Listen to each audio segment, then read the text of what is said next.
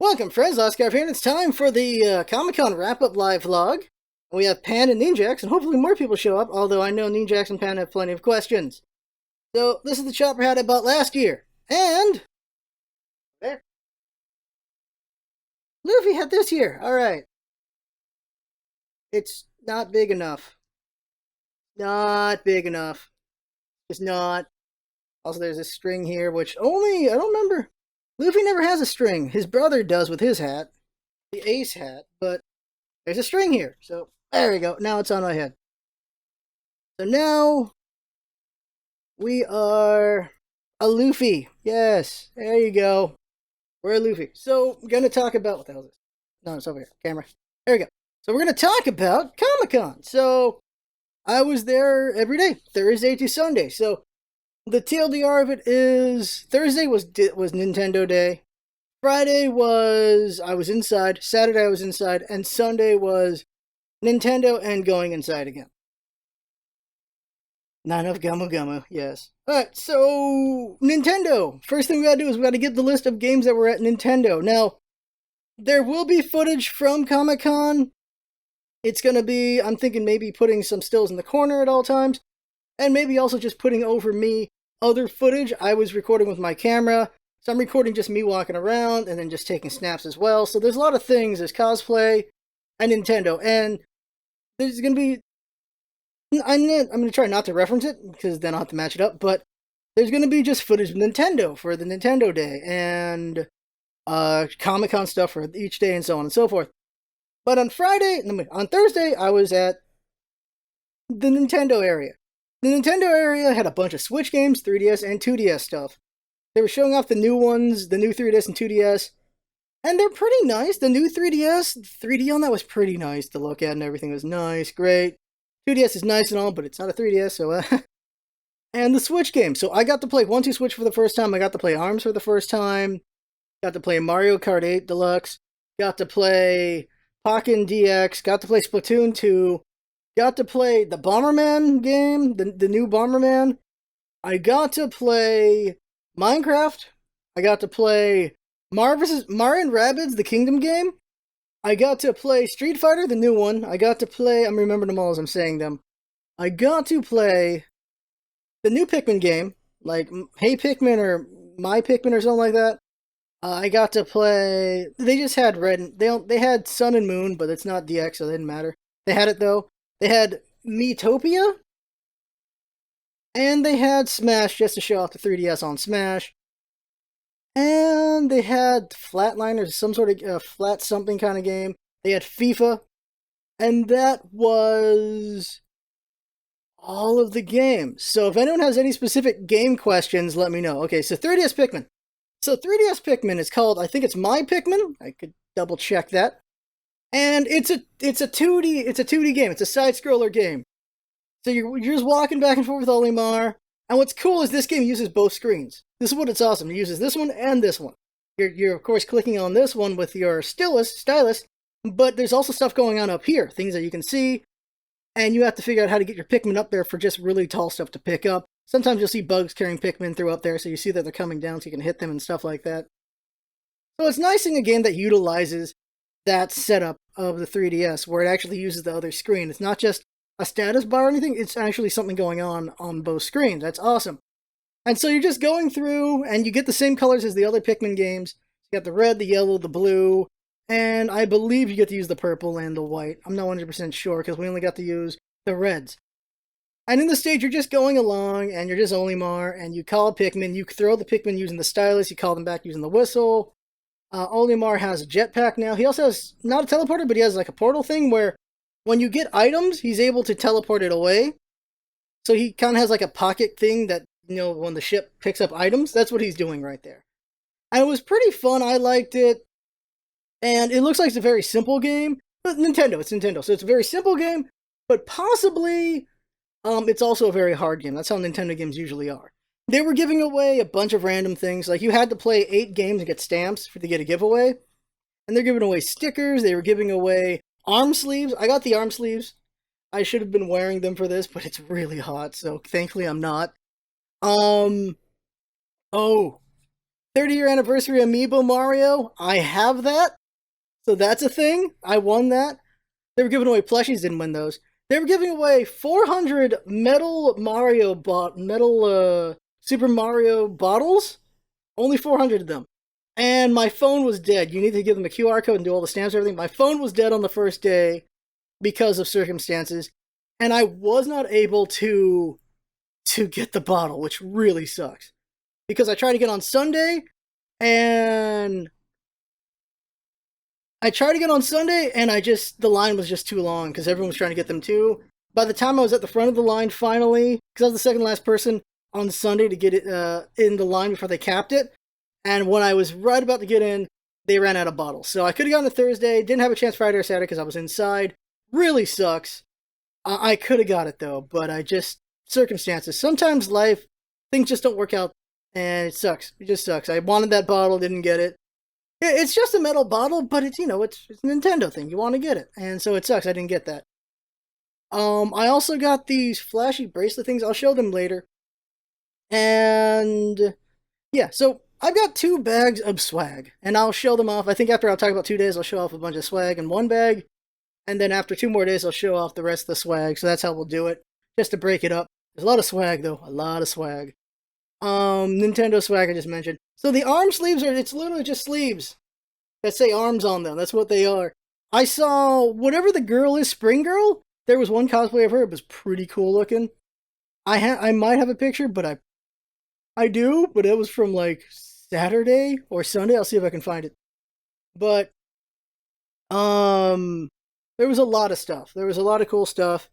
Cool cosplay. On Sunday I got to see Mifa cosplay, which is awesome. Thursday there was like Isabelle cosplay. There was multiple Isabelle cosplays, which is awesome. And also her brother. So Springman and Ribbon Girl. So it was Ribbon Girl I saw. Also they were giving away I can grab them now.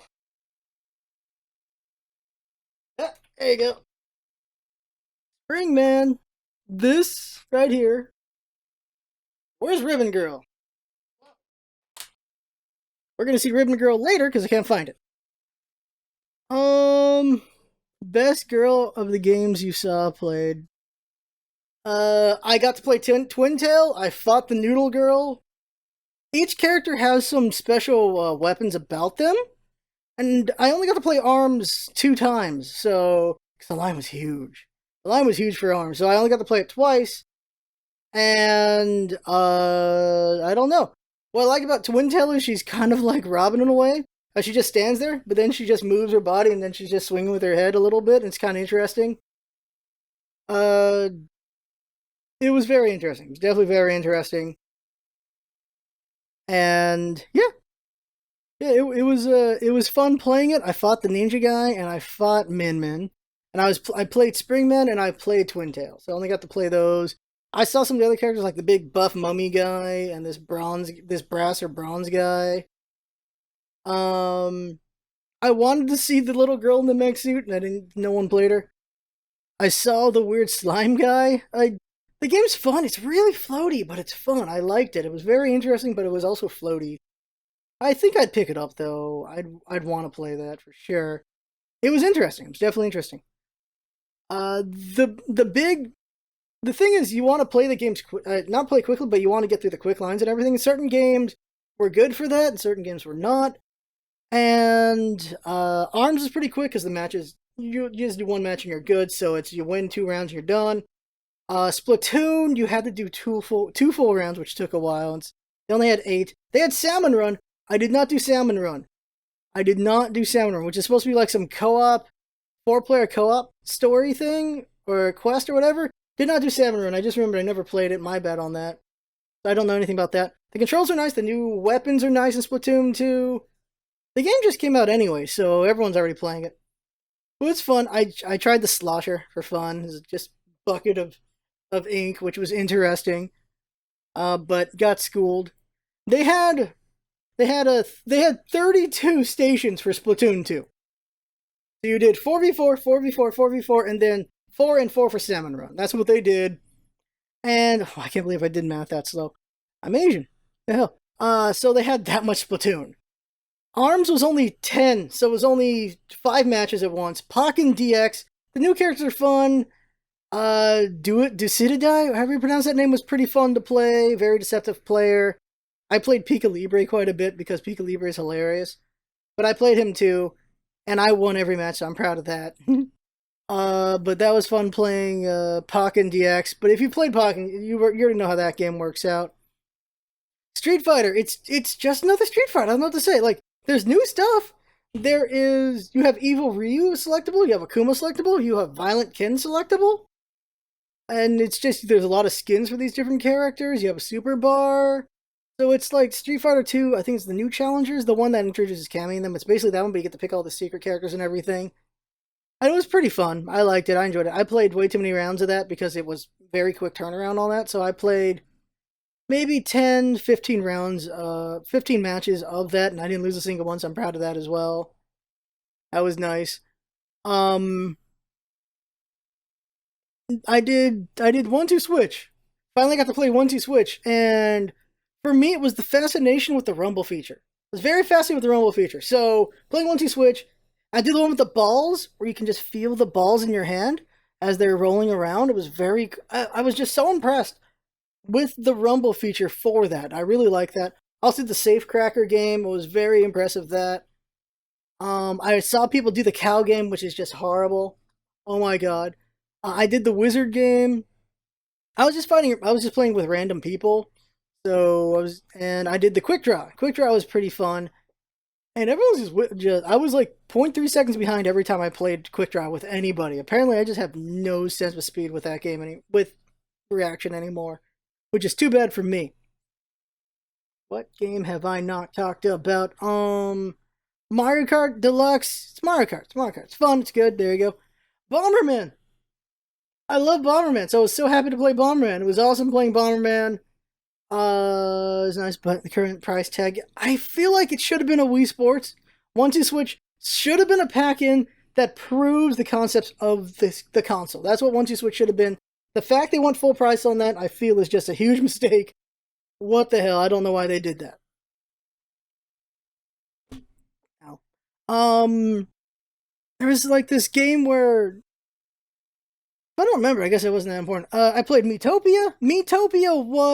It's basically using your Mii's to play an RPG, and I liked it. I thought it was pretty fun. It's a little wordy, a little ugly, but as a diversion, it's not a bad game. I think it just came out, or it's coming out this week, and I enjoyed it. I did like it. It's an interesting idea. The idea is you're doing JRPG, but your characters are Mii's instead, and they team up, and you can have them have relationships as you're playing, which is very interesting. And get different classes, and you can get legendary characters. I got Miyamoto as a legendary character, so I got Miyamoto on my team. So Mario Rabbids, Nintendo XCOM, it's very Rabbids.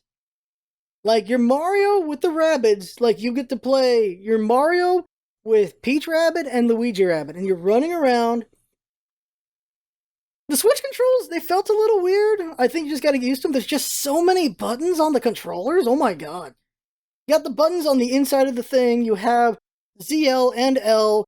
You've got the sticks in really weird positions. You've got the D-pad. You've got the A, B, X, Y. You've got there's just so much going on. Then you have the minus and the plus button. There's so many buttons on this thing. You're just holding two apart, or you can get the combined controller thing. It's kind of weird, and I think it just takes adjusting, just like how people had to adjust to the Wii after all. Well, I was having fun with it. But let's see here, Mario Rabbids.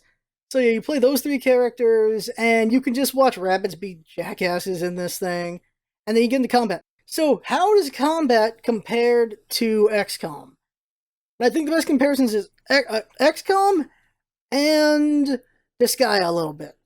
In Disgaea, you can grab a character and throw them, right? In this one, you can have what they make you do at the start is they have Mario stand behind cover, and then you have a rabbit run over, and they'll jump on Mario, and they'll launch the rabbit further than they could just from walking over.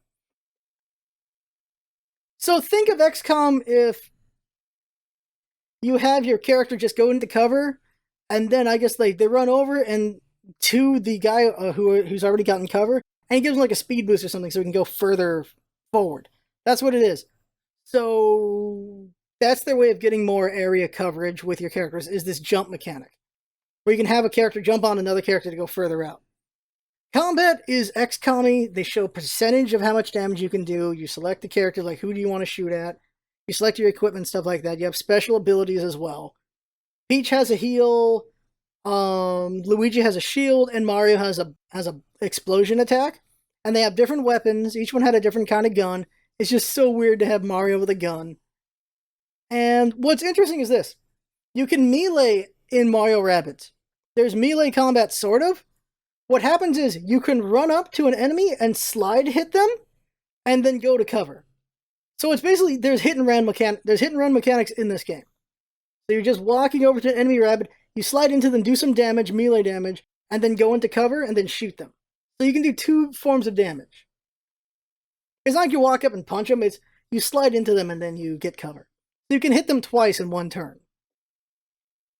There's, of course, explosive stuff. There's also, the terrain can be a problem. Like, the enemies can hide behind explosion boxes, and you hit them, you hit the cover, and it explodes it. All cover, from what I could tell, is destructible, which is interesting. Maybe there's some indestructible cover, but all the cover I saw was destructible. And then the final area you get to do has a chomp. Was it called Chomp? It's been a while. I don't remember the name of those things, but it has the chomps in them. And whoever's closest to the chomp will attack. So what you want to do is, there's some movement mechanics where you can move enemies around, kind of, or get away from things. And so you make it so that the chomp is closer to an enemy than you, so the chomp will go over and wreck them. I kept messing up, and the enemy kept running away. Chain chomp! And so the enemy kept running away, so I was closest. So the chain chomp came over and just destroyed Mario, which was not so good. But yeah, there's healing and shield and stuff and special abilities, which is pretty cool. And you run around just like in any Mario game, where you can find hidden coins in places, and you're hitting like the blue exclamation point button to make the coins show up, and you go find some coins and stuff. There's reward for exploration because you can buy better equipment. You can also find better equipment, but you got to buy it. And so I'm not sure if there's levels, but there is equipment stuff. So that was interesting. I would buy it. If I had a Switch, I'd buy it, because it's XCOM with Mario. And it's got rabbits, so it's going to be kind of silly and funny. I would definitely buy it. What other games? RPG Lost Sphere? So, I did play that. I played it. I think it's okay. I don't know. It's an RPG. I played it on Sunday. And it looks nice, it sounds nice. It's just traditional RPG from what I can tell. Because it was at the Square Enix booth inside. And it was just... I just thought it was okay. I just thought it was okay. My big problem with it was they had me do a crap ton of dialogue. And then you finally get to the combat. And I'm like, well, I'm just... I don't know. I was just not... I'm gonna have to play more of that game, I think. I really did not have a good opinion. I didn't get enough of an opinion from it because they're like, okay, you only have so much time and everything. But, not enough of an opinion on that one. On Twitter and Discord, they talked to some game devs. I'll get to that. Game devs was on Saturday and Sunday. Nintendo stuff. What else was there for Nintendo? I think that's everything. I got stickers. And we'll see those stickers eventually and everything. Got a bunch of random swag from Nintendo. Thinking. I think I talked about all the games. Oh, I played FIFA. If you like FIFA, there you go. FIFA, it looks nice. It looks fine on Switch. I'm not very good at FIFA. I was getting yellow and red cards all over the place because, like, screw it, I'm just going to wreck my opponent in this, which is funny. It ended up being a draw because I just was so obstructionist that they didn't get to score anything. That is everything Nintendo, I think. Yeah, that's everything Nintendo. It was fun. It was just fun. Nice seeing all the cosplayers and everything. It was interesting how they handled it. The way they handled it is only a certain number of people were on the floor, and then everyone had to wait outside in line. Once a couple people left, more people came in. So that's what they did, so that it never felt too congested inside. Because in previous years, Nintendo would be so congested with too many people, too many kids, too many parents. They were stepping on kids, which is bad. So they made it that only a certain number of people can come in and out. That's what they did this year. And I both hated it and liked it at the same time because I'm like, well, it's not so crowded in there, but you're just taking forever to get in. But I think it was a good system. I think it was a fine system. I never went to the Xbox area because it's too far away. The Xbox area is like 2 hotels away from Comic Con. I'd rather just be at Comic Con doing things. So that's what happens with that. So I was at Nintendo for 7 hours, playing everything as much as I could. It was very fun. And I signed up for the sci-fi party with Nerd HQ. I go to a hotel room, rest up, get ready for it, and then I go, and the sci-fi party was pretty good. The Thursday night one, I did not bother the Saturday night one because it's probably going to be the same thing. Also, going to be more and more crowded, so I didn't do the Saturday night one. But the Thursday night one, you get in there. It's at the Children's Museum, by the way, downtown. And you get in there, loud music. There's a DJ playing. People just hanging out, drinking and eating. You get 3 free beers, and the beer was Bud Light. There was a bar, but you had to pay for the bar. So I'm like, free beer, it's fine, free beer. And they were giving out frozen bars. They're giving out frozen bars, and I think I had like a tequila bar or something because it was interesting. And I had that, and there was like a blueberry bar. There was a bunch of different kinds of bars, and I had that. And later on, they were giving out cotton candy, and the stick was a glow stick, which was pretty cool. And then later on was pretzels, and then I left at like midnight or 1 a.m. I left at 1 a.m. because, well, Friday's coming, so I left at 1 a.m. The party ended at 2. Had a lot of fun. The band was really good. They were playing a lot of classics and some kind of DJ stuff with it as well. So you had like Journey. You had like You Give Love a Bad Name with Bon Jovi, but you had Journey's Gotta hold on for what you've got. What is that song name all of a sudden? I'm forgetting it right now. Well, they were playing a bunch of the classics. It was pretty awesome. It was pretty great. They even did some Disney songs, which was interesting. And it was just a fun night, really fun night, just hanging out with random people and drinking and eating things. And Bud Light's fine. It's nothing special. It's fine. They had an arcade down below, so I got to play Galaga.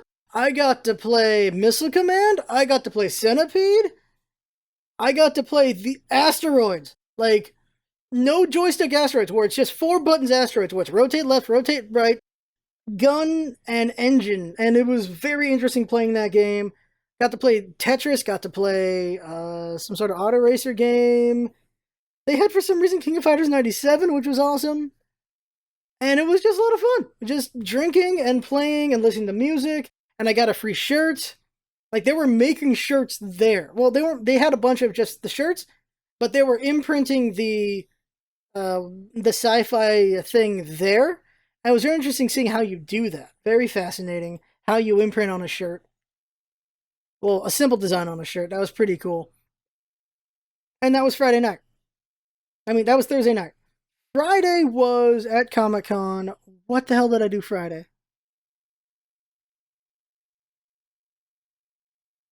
Friday feels like a void. Friday was running around, and buying things. So I had to buy, so my sister was working the con, so she couldn't go inside to buy things for her and her friends. And you'll see it in the swag bag later. I had to buy this Ewok Chew toy stick. I had to buy this lightsaber stick. I had to buy just some random Star Wars stuff. The Star Wars booth is pretty cool. I checked out the DC booth. The DC booth had a bunch of Justice League stuff, so all the costumes they used for Justice League. So there was the Cyborg one, there was the Aquaman one, there was the Batman, Wonder Woman, Flash. They did not have a Superman suit. Despite the fact I think they showed the trailer and has Superman in it. I haven't seen the trailer because I didn't stand around for that. Pretty sure Superman's in the trailer, or they hint at it. There's no Superman suit to look at. I got to see the Batmobile, the one they use. It's freaking huge. Huge. Huge. Got to see a bunch of just figurines that were made. There's some really impressive looking figurines. Every year, it's like the game show company, it's like something game show, whatever, and they have all these figurines. So you can see props as well. So the alien props, the alien practical effects props are there. You can look at them. It's really awesome. You get to see all these different costumes, like the ones used for the movies. Like last year, they had all the Batman costumes. So you had Val Kilmer's Batman, George Clooney's Batman, Michael Keaton's Batman. You got to see all those suits. It was awesome. And you can see Val Kilmer's actually the tallest Batman. He was huge. Um, it was just nice seeing all that DC stuff. They had artists. They had like DC artists there, just talking and drawing things. I got there's a new event coming up where it's Watchmen DC Rebirth kind of thing. So it's a pin and it's yellow and it's got a clock ticking to the Superman symbol or Superman Batman symbol, I think it is. That's supposed to be for the new event coming up for DC, so that was pretty cool. Marvel's booth was just it was different. It was more open than the DC one. The DC one feels like you're in a cage. The Marvel one's more open. They had people on stage. You got to look at the Black Panther costumes, which was cool. You got to see all that stuff. You got to see um just a bunch of Marvel trailers. Oh, on the side they had VR Marvel. So they had four people in Oculus playing some VR game where you're Marvel characters. So you're Deadpool, the Hulk, Iron Man. I can't remember the other character. And you're just playing in VR and you're just attacking things by pushing buttons and everything. And it looked okay. I don't know. There was a big line for it. There was the Lego booth in the middle. The Lego booth had like Lego Luke, Old Man Luke, Lego Thor, Lego Iron Man, Lego Flash. No, not Lego Iron Man. Lego Flash. You can make your own Lego things. Just a lot of Lego stuff, and you could buy Lego stuff, and it's very expensive. They have a Lego wall where people can put messages on out of Lego. Pretty impressive stuff with all the Lego things. But on the TV, they were showing because on the TV they were showing DC High School. I don't know what this is. It's like it's DC characters in high school, and it looked weird because you have a character like Katana there, so she's like a high school girl, and it's so weird seeing Katana's high school girl because she straight up murders people now. So it's weird. Beast Boy's there. You got like young young Batgirl. You have young Wonder Woman, young Harley Quinn. It's young Poison Ivy. It's such a weird concept seeing that. It was kind of funny. It was weird looking at that. I did not see any of the Nickelodeon stuff, which to my discredit there, I didn't see any Nickelodeon stuff. They had like Rocko's Modern Life, they had Hey Arnold, they had a bunch of the classic stuff there. Because apparently they're both getting movies, which is interesting. Let's see here. Mattel had stuff. Oh yeah, Star Wars Inside. They were just showing Star Wars fights, so I got spoiled on some things for the new for Rebels. I haven't watched Rebels, so I got spoiled on stuff for Rebels just by being there. But they were showing some. They were showing all the fights. They were showing Episode Three's fight between Obi-Wan and Darth Vader. They were showing Rey's fight. They were just showing a whole lot of just lightsaber battles, which was cool.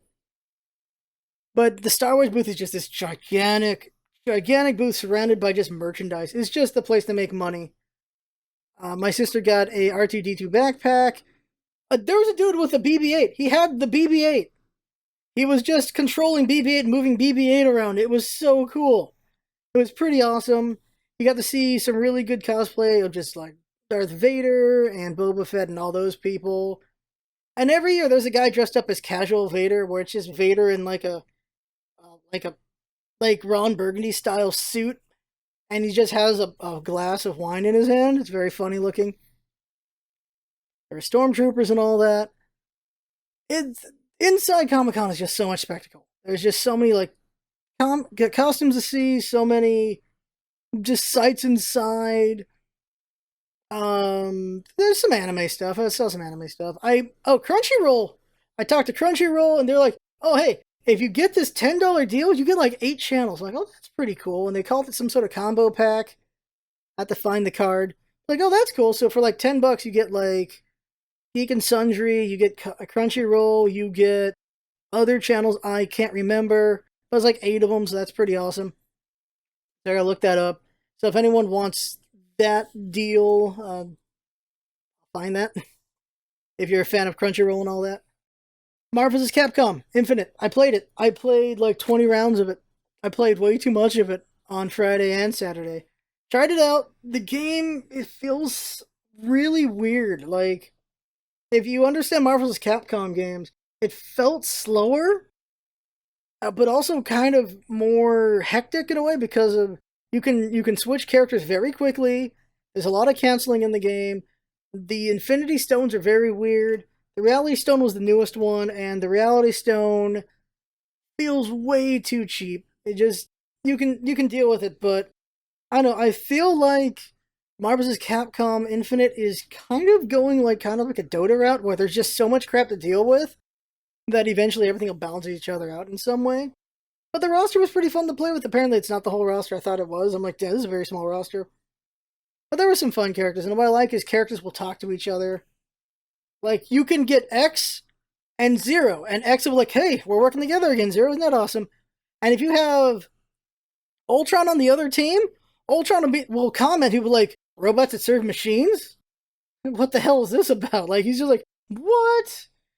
He's like, that's just wrong to Ultron, which is very interesting. So there's a lot of cool stuff like that. Check out Square Enix. Square Enix had Dissidia. Oh yeah, Square Enix also, I got a lanyard from Square Enix, and I got one other thing from Square Enix. They gave me two things. Square Enix gave me two things. I talked to the senior manager of social marketing on Sunday, which was pretty cool to talk to him. And I've emailed him now, and we'll see about following up on that. But we had conversations about like what he's looking for and everything before he builds a relationship with Square Enix and them and all that stuff. Because I'm already with the Square Enix collective, but that's a different group in Square Enix. So I was just talking about how I want to get connected with Square Enix itself as well. Because it was Lost Sphere, Dissidia, FF12 Remaster, and I think there was one more game at Square Enix. I can't remember what it was. But Lost Sphere, I don't know. I was kind of bored with it, so I got to play it again and later to see about that. Dissidia, it's fun. It's fun. I didn't play FF12 because, like, well, I haven't played FF12 yet, so if I really want to play it, I'll have to check it out someday in the future. Checked out the Netflix booth. Family got shirts from that. Cartoon Network, I got pins from Cartoon Network. For their new show, I don't remember the name of the show. I gotta look that one up. My bad. Bunch of cosplay. Played Marvel's Capcom. I saw Odyssey. Didn't play it yet. I played it Saturday morning. First thing I did was go there to play it Saturday morning. Saw some webcomic people. Oh, and then I just went back to the hotel room, rested a little bit, and then came back at 7 o'clock for Batman and Harley Quinn movie.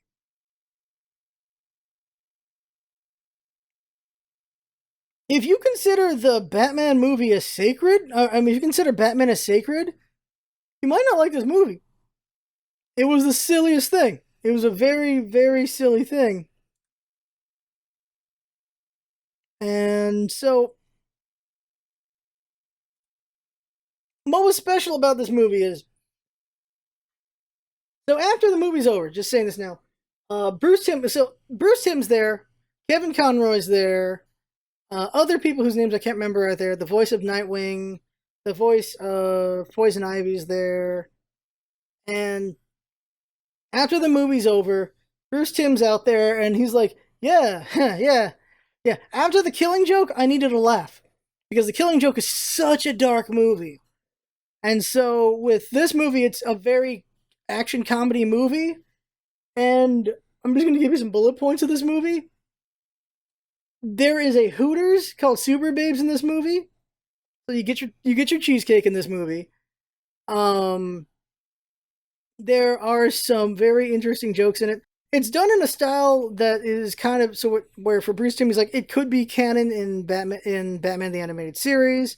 So it's like a movie in that universe, animation style for that. But there's just a lot of jokes at Batman's expense and at Nightwing's expense. Where Nightwing once again pretty much gets his arm broken again. He gets his arm broken in every movie. Batman, he gets beat up a few times. Like Batman and Nightwing the butt of a couple jokes in this. So if you consider Batman sacred, All that stuff happened. I think just a lot of silly things happen in this movie. Did I miss the last bit? So the Batman and Harley Quinn movie is just a lot of Batman being the butt of some jokes and Nightwing as well. And it was just it was raunchier, might be a word here. I don't know if I should give away too much of the movie. Like there was a lot of laughs, but there was a lot of things where for some people they weren't laughing. I could tell that half the audience was laughing. There was at least like 1 or 2 thousand people watching this movie with me.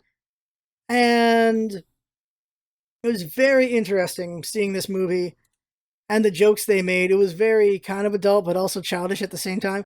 It was like immature adult content was what this movie was. It was very interesting. And it was a movie. It was a movie. Like there's a yeah, this is the 30th movie by the way. This is the 30th animated movie and it's an action comedy, Batman and Harley Quinn, and it has fart jokes in it. It has a fart joke in it, which I did not expect to ever see in a Batman movie was a fart joke. And Harley Quinn is doing the fart joke. Harley Quinn also, she mentions, which is interesting, she tells Nightwing that she thought they were Batman and Robin were gay. So that's very interesting. She brings it up. Nightwing's like, "What? No, no, what? No." It's very interesting. And some things happen in this movie. There's a bunch of deep lore from Swamp Thing in this movie because it's the Floronic Man's in this, and he's from Swamp Thing, is my understanding. So there's some deep lore from Swamp Thing in the movie, and Poison Ivy dealing with teaming up with Floronic Man. Like the whole point is, Poison Ivy is plotting some big thing that could destroy the world, and so they need Harley Quinn's help to find her because they're BFFs. And everything Harley Quinn and Ivy's pretty funny together. And there's just a bunch of funny scenes, and some cringeworthy scenes, and some funny scenes, and more cringeworthy scenes. The movie is a mix of cringe and funny. And not cringe funny, it's just cringe. Like, trying to be funny, but it's kind of cringy. And I thought it was entertaining, but I could see why someone wouldn't like the movie. Very much so. But it was a fun movie. And like I said, the reason why Bruce Timm made it is he needed a laugh after the killing joke because the killing joke is the killing joke. So of course he needed a laugh after that movie. And after I saw that, I went to see a panel for a webcomic called Drive. This is something I read.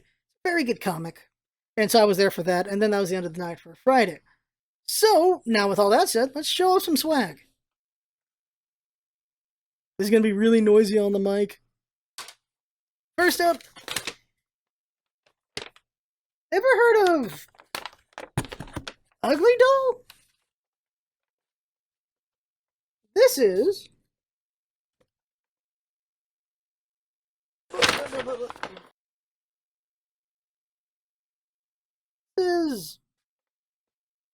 an ugly bag. They had 4 different ones. This is my sister. She wanted it, so I bought it for her. So, ugly bag. I'm now going to show you way too much swag, everybody. Here we go. This is also my sister's. I can only buy this on Saturday. So they have Boba Fett, I think Yoda, and stuff like that. So Darth Vader was Saturday. And this is supposed to be like exclusive only buy at Comic Con socks. And they look pretty cool. So I bought this for my sister. And someone's making a joke where you should have socks where it's Luke on the front and Yoda on the back of the socks, which is a funny idea. Oh, I need to open this. This is the Star Wars bag you get. Let's open this right now. So when you buy something, you get this bag. If you bought something at the Petco part of Star Wars.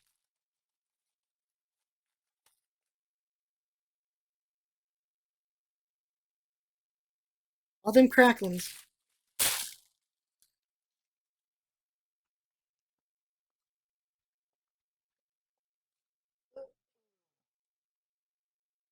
Oh, Jesus. Ah! Chewbacca! Chewie! On the other side?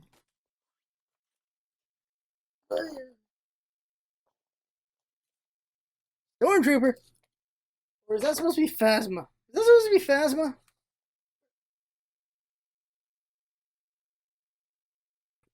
That's a big old bag. So I got these Kirby things. So I bought these 4 Kirby bags, which had a Kirby in it. It'd be random who it is, whatever pull. And here's what I got. I got this Kirby. So these are backpack thingies. So here's a Kirby. I got the Leaf Kirby. He's running. Running Leaf Kirby. There you go. And I got a regular Kirby. And he's surprised. Woo! Ooh, can we be focused? There we go. We are focused? Camera? Nope. Okay, though, there's Kirby. And Meta Knight. I got a Meta Knight. Holy crap. Hell yeah. I got a freaking Meta Knight. That's awesome. That's what I got. Then I got these. So, I got fans, so it's too hot I can cool myself off. So this is a Gretsuko. Okay. So what is a Gretsuko? A Gretsuko is a cute red panda working as an office associate. It's always been a dream of hers to work in this field. But in reality, her bosses are unsympathetic and give her harsh deadlines. When she gets pushed to the limit, she goes out after work and takes out her anger and stress on heavy metal karaoke sessions. Okay.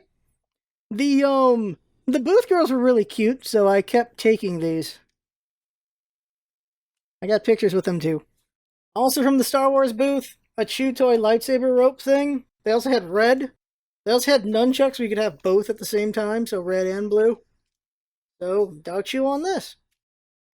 It's time to duel. There you go.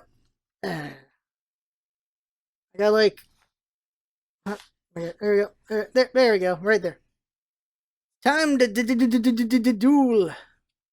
Got one of these. They did not. I repeat, they did not have Goku hair, which is a surprise. Oh, random aside. Believe in the heart of the cards. They had makeup class stuff. They had like makeup studio things where they had people sitting in chairs and they were actually painting on all the monster stuff, like how you make a person look like a monster with paint. They had them sitting there and showing that off. That was pretty cool. One more thing from the dog area: a Ewok chew toy. It glows when it gets hit.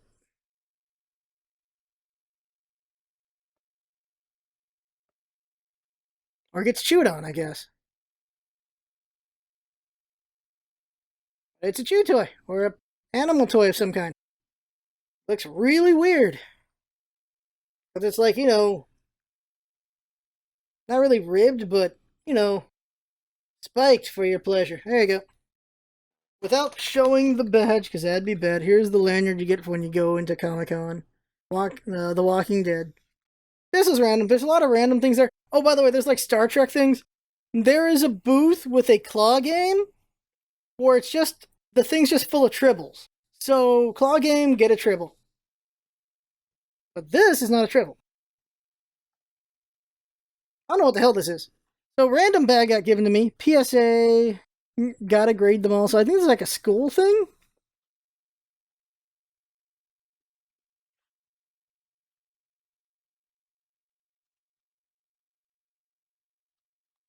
Sports Market Report. Oh, no, it's not a school. It's a card thing. It's a card thing. I'm stupid. I'm stupid. It was just the worth of cards.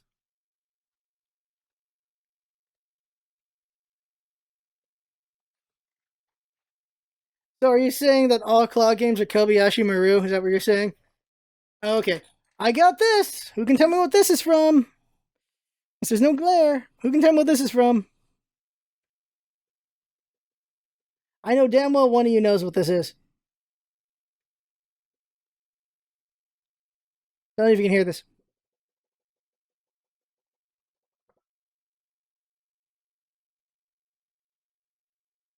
The 30-second delay is what's killing us. Jojo! That's what it is, in case you didn't get it. Okay, so that's what this is. For Dio to be on the back. That would have been genius if Gio... I don't know why Dio's not on the back, right? Why? Why isn't he on the back? That would have been genius. Oh, and I got these Boruto posters. Whoever the hell these are, whoever they are, I've got 3 of them. No, I got 2 of them. I'm pretty sure I have someone who wants one of these. So I've got 2 of them. What are these? Okay, I have Zelda comic.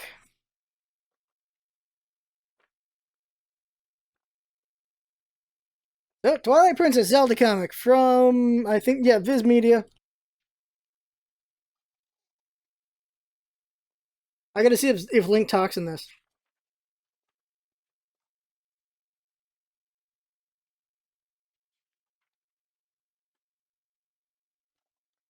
Link talks! Link talks in this! Oh my god. It would have been the most amazing silent talking character thing. That would have been amazing. But he talks! The only instance of Link talking I can remember is, well, Breath of the Wild apparently he does talk, so there you go. Oh yeah, I remember I was told this story where a dude at a Barnes and Noble, like a manager at Barnes and Noble, sent back an entire box of manga because he thought the books were backwards. He thought they were backwards. It's kind of amazing.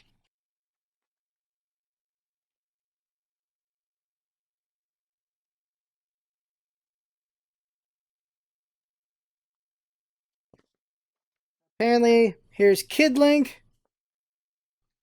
We all make mistakes. And there's Adult Link.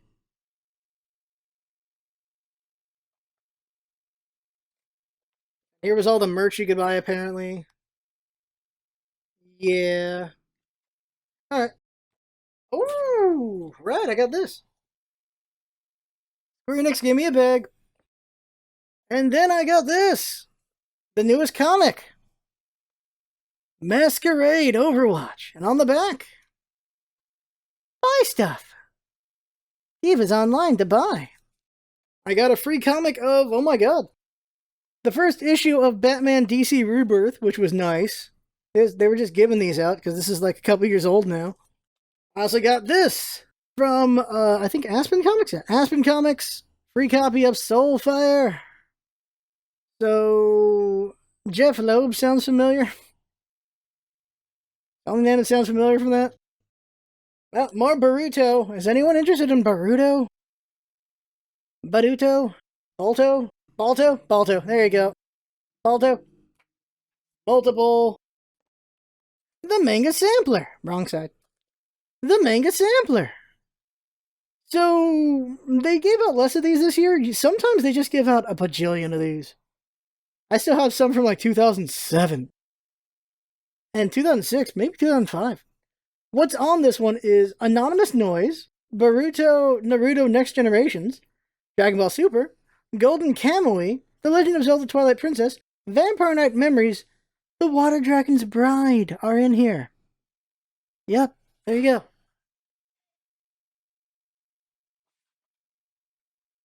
Only got one of these. Another Boruto poster. Who the hell are they? I only know about Balto. The only one. On the back? That. Okay. What are these things? Okay. Oh yeah. This was from Nintendo. Right here. This is a book. The Adventure Guide for Rookie Pokemon Trainers. And on the back, the Pokemon Bank. So this is just kind of a tutorial book, which is kind of awesome. Look at this. Look at that. Look at that. Cool. Oh, all right. Hello. Showing off more damn Pokemons. Pokemon. I probably should have grabbed more than one of these. I definitely should have grabbed more than one of these. Yeah, Ultra Sun and Moon. So apparently they will be a different version of just telling the same story or something.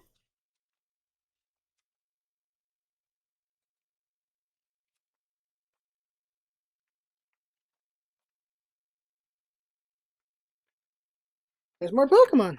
All right. Oh, here we go. Yes. Stickers! Stickers! I think it's the same thing. Oh, these are tattoos? These are tattoos. These aren't stickers. These are tattoos. Oh. Also, Ever Oasis stickers. These are things I won. I won these. Just the book for Comic Con. This was the thing they were giving out for you to get your stamps on. Now the Comic Con book. Another Comic Con book. Now this one's the real good one because it's got a bunch of stuff in here. The guy who dabbed the Splatoon 2 reveal. It wasn't really a dab, was that whole like thing, right? Such a silly thing. What's nice is you get spreads like this in this book. Little Lulu. Apparently it was Jack Kirby's 100th anniversary. Damn. That looks cool. So you get a lot of cool like art in the book. And I might have extras of that book. Yeah. Here's a filled out one with stamps on it. Here it is. This is the sci-fi shirt. This is the sci-fi shirt right here. I really don't like this tagline. It's a fan thing. Not a fan of that one. Not a fan of that advertising. Okay, so with every bag, there was a pin. I got the Batman. Of course I got Batman. Hell yeah. Hell yeah. Apparently the really rare one was Wonder Woman. The cotton candy glow stick. I kept it. You actually cannot see the color because it's just too... There you go. You can see the color there off my hand.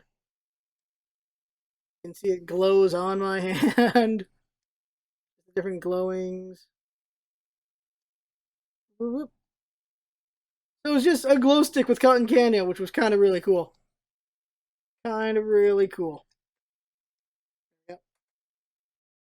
And these were things you got as well. Wristbands that glow. Am I going to pull out the battery on them? But then they die. But these are wristbands that... So these Splatoon wristbands. So there's the green and the pink. So watermelon, kind of, but not really watermelon. Yeah. Oh, yeah. This is the box you got your badge in. And there's a pin in there and stuff. It's pretty cool. Another one. Yeah, Predator advertising. Apparently they're going to make another movie. Oh, I can't show you the back of this. Ah, yes. On Saturday? Yeah, on Saturday. So they had these. I'll show this in a bit. A paintball event? Oh, God. That'd be ridiculous. So on Saturday, I went and did these, the ball things. So they have these big things where if you've been in certain places where you can put a quarter in a machine and you turn the thing and like a ball or a candy or something comes out. So they had this thing with these little balls, and sometimes they also had these other plastic things that held prizes. And this one was Here of the Storm. So now I can unlock Murky and get a bunny skin for him. So that's cool. The other thing I won was a May pin, which I gotta find. Mario sticker. You got this at Nintendo. Mario Kart sticker. Another Mario Kart sticker, but it's Peach. So much swag. Oh, here it is. Here's the Watchman pin right here. It's almost time for the event. Here they are. Here's the arms, the arm sleeves.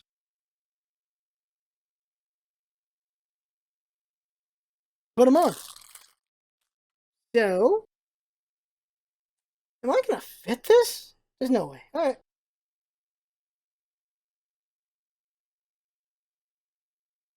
No, this is too small.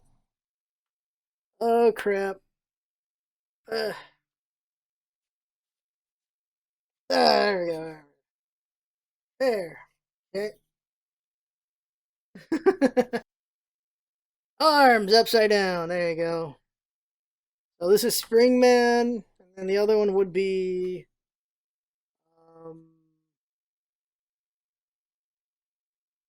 whatever the girl's name is. It's really tight. I only heard the Arms theme song a little bit, so I actually not 100% what that song is. So it's Springman and Ribbon Girl, right? Yeah, Ribbon Girl. There you go. I got those. Never gonna be able to wear them. This is from Saturday. I got this. The Fallen Legion. Oh, they gave away 50 copies of Fallen Legion at the panel as well. Since I don't have a Vita or a PS4, did not get it. But there's this as well. So I got a button. Here's the May button I won. Tokidoki May button. So this is mine.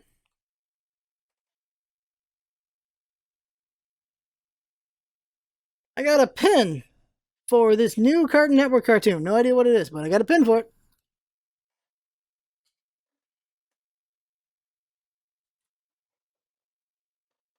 And now I'm going to show you my balls. Hold on a second here. So these are the ball things that you were putting in coins for to get them. And I got the May pin and the hot skin. So here we go. Let me show you these. I have a bunch of balls. Okay. Let's see here. So let's see if you recognize it. Here's a ball right here. Can you tell what it is? Can you tell what it is? Let me open it up. Open up this ball. Somehow. Balls. There we go. Little Genji. There you go. Little Genji. Ah, there you go. And so there's Genji. Another Genji. Ah, his brother. Hanzo. There's Hanzo. Nazibo. He's got a PhD in PvP. There is Pepe. I don't know the hell that's from. HOTS? I mean, Warcraft? Pepe? You've got Sir Finley from Hearthstone and probably Warcraft. Another Pepe. Okay. I got a bunch of balls. Let me get them all. Okay. Another Sir Finley. Zebo. Genji. Oh my god. So, I really wanted one specific ball. Look at all these balls. So, here they are. Here's the 8 you're trying to get. Alright? Can you guess who I'm trying to get?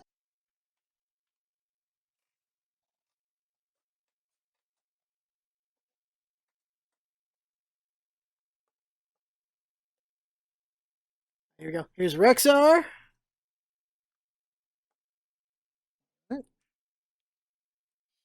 Here's Abathur. That's Abathur. Another Rexar. It took 19 tries to get May. 19. Person next to me gets on the first. I'm like, son of a bee. Luck of the draw. I got May. I got me a May. So I got all 8. I got all 8 of them. Then I got some extras. Oh, I have to edit this, not Jinx. Jinx refused. I gotta edit this. Okay, that bag's done. I still got another bag, but it's not as interesting, I think. So, Saturday was more Marvel vs. Capcom.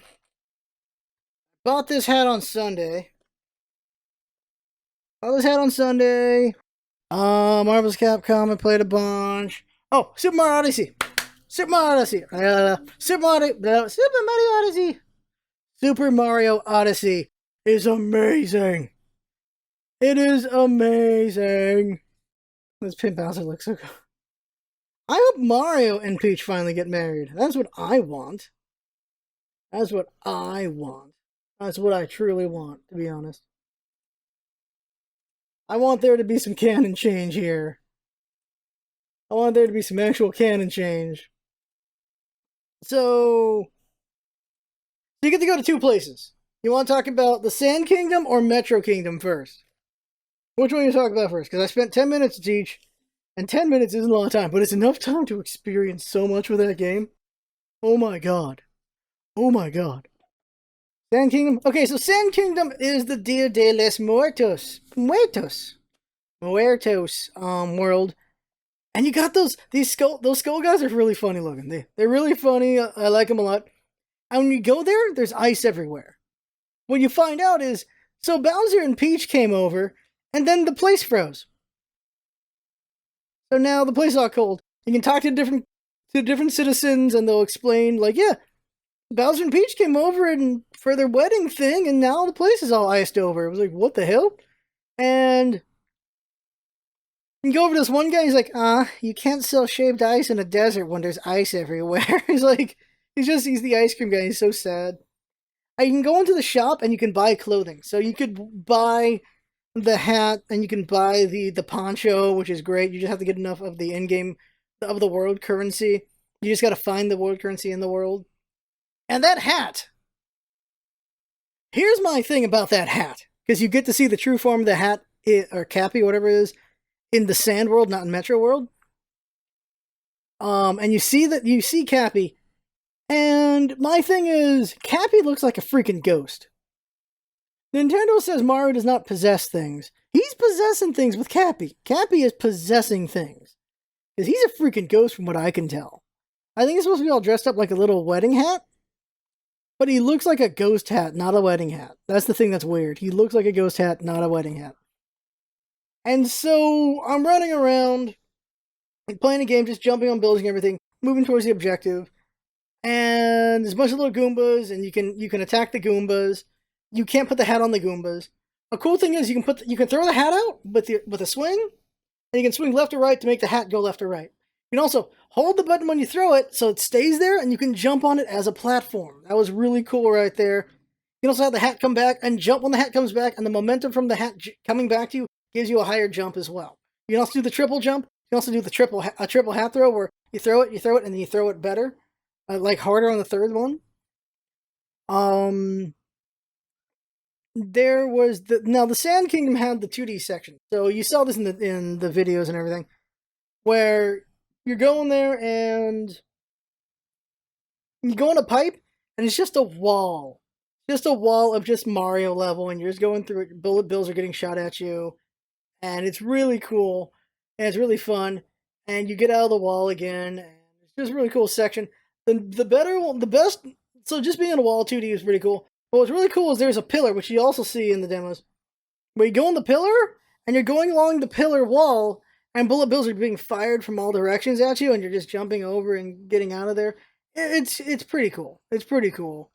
I like those sections a lot. After that section, you go on this platform section, which feels a lot more like, I'd say, like kind of Galaxy style. We're on this platform, it's moving forward, you gotta jump to different platforms, you gotta throw the hat to break things, to get things out of your way.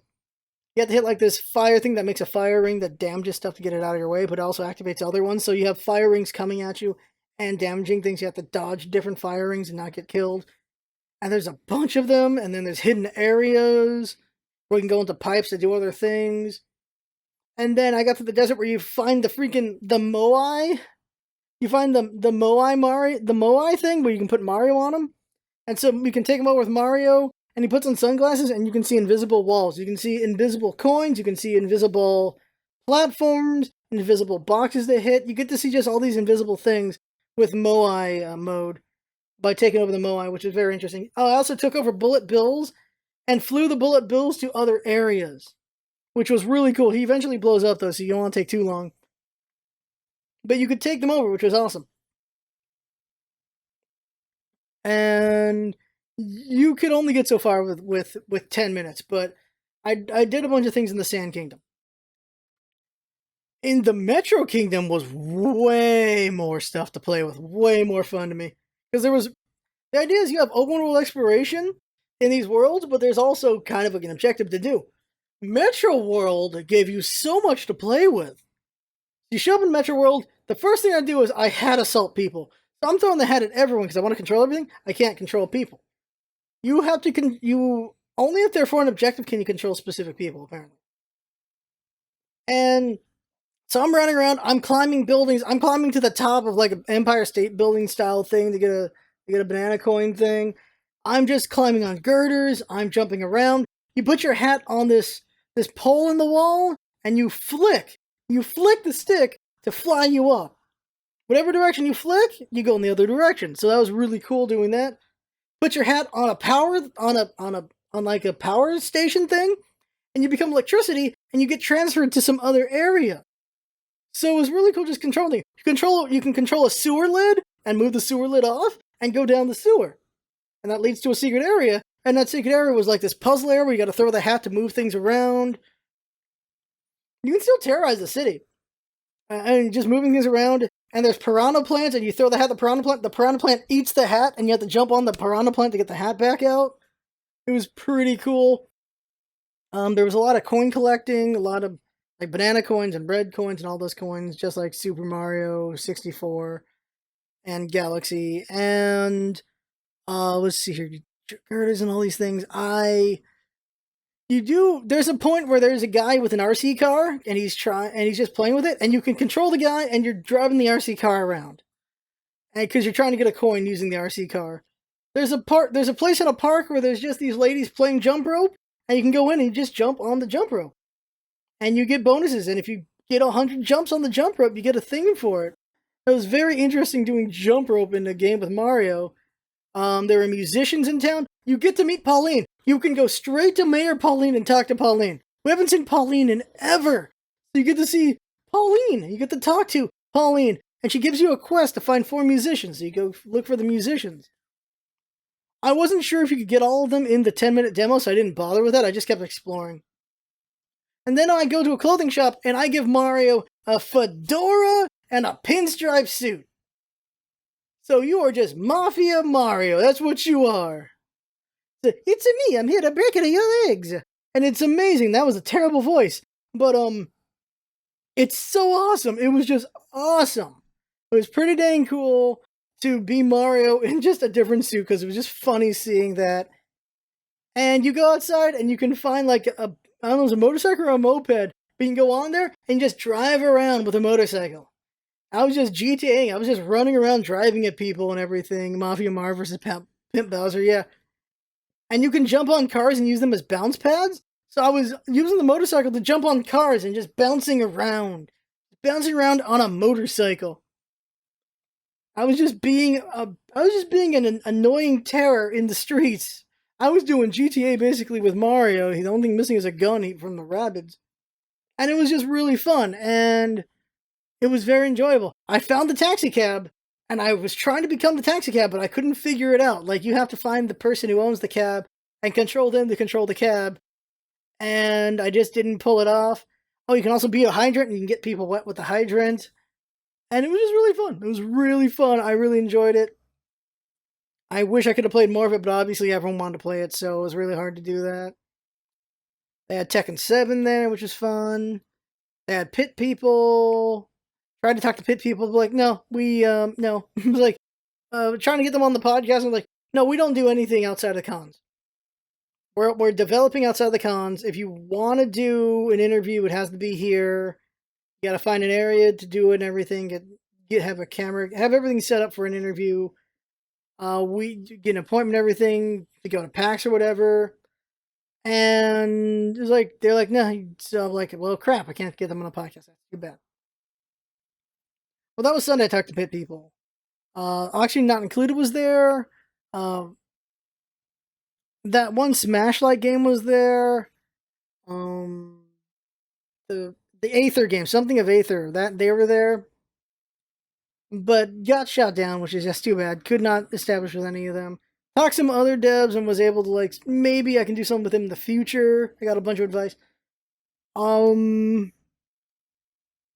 Saturday night, at the end of the night, there was a panel with indie stuff, like how to make a successful indie, how to be a successful indie, was basically what the panel was. And so, tons of people, old people, young people, there were kids there. It was men and women, just such a big array of people were there. And they were taking notes because they want to make indie games, which is so awesome. It was pretty great. I like that a lot. Because you know me, I like indies. And so they had the developer of Monaco there. They had one of the developers of Shovel Knight there. They had some of the developers for Fallen Legion. They had Xanthi, which is the she was the voice director for Legion. She's also a voice in Persona 5 and some other games. She's a voice in Neptunia, whose voice I don't remember right now. And then they had this one dude, and he's like the voice of Ichigo, and he's the voice of all these other things. He was there too.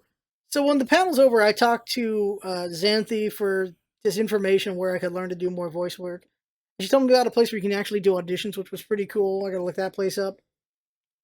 And then I talked to Ian Flood of Yacht Games.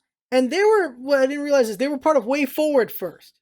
They were part of Way Forward, and then they made Shovel Knight as their own thing. And so they worked on Double Dragon Neon, which was pretty awesome to hear because that was a pretty fun game. And he was talking about how they're working on the game, and I think like there was no more money to work anymore on the game. And they're like, well, the netcode's crap. We need money for that. And like, well, there's no more money. So they went ahead and did the netcode anyway. They just got it done on their own time to make it a good game because Double Dragon Neon is a game that needs to be played online. So that was pretty cool right there, that the mindset that the yacht guys have, the yacht games people have, Yacht Club? I can't remember the name of the company exactly. It's Yacht Club or Yacht Games? I think it's Yacht Club Games. And their mindset is, well, just make it a good game. Like, they make it a good game. They do whatever they need to do to make it a good game. Whatever needs to be done to make it good, they do it, which is awesome. And he talked about how they made Shovel Knight. So I know some of you are big fans of Shovel Knight. So what he said was they had this mechanic.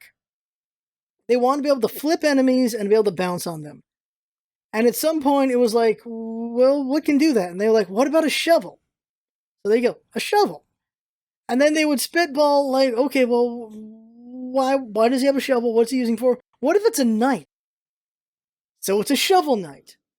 He was like, well, what about this game? He's like, what if it's this, or what if it's that, or these things? And then, so they developed Plague Knight. They've developed all these other knights, King Knight, all these other things. And the world was built around that as far as the visual goes. And they were making the gameplay, they're making the worlds, they were doing all these different things.